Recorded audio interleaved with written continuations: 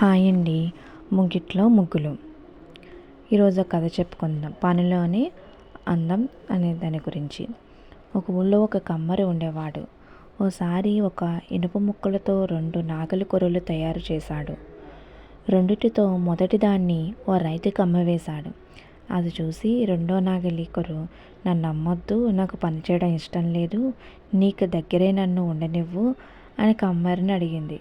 కమ్మరి సరేనని ఆ రెండో దాన్ని తన దగ్గరే ఉంచుకున్నాడు. కొంతకాలం గడిచాక ఓ రోజు రైతు తను కొనుక్కున్న ఆ మొదటి నాగలితో కొర్రతో కమ్మరి వద్దకు వచ్చాడు. ఆ కొర్రు తయారైన నాటికంటే నిగనిగలాడుతూ పదును తేరి ఎంతో అందంగా కనిపించింది. కమ్మరి వద్దనుకున్న కొర్రు మాత్రం తుప్పుపట్టి ఒక మూలన పడి ఉంది.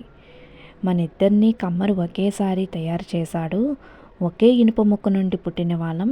నేను తుప్పుపట్టి స్థితిలో ఉన్నా నువ్వు మెరిసిపోతున్నావు, మొదటి కంటే అందంగా తయారైపోయావు, కారణం ఏమిటని అడిగింది. రెండో నాగలి కొర్రు మొదటి నాగలి కొర్రును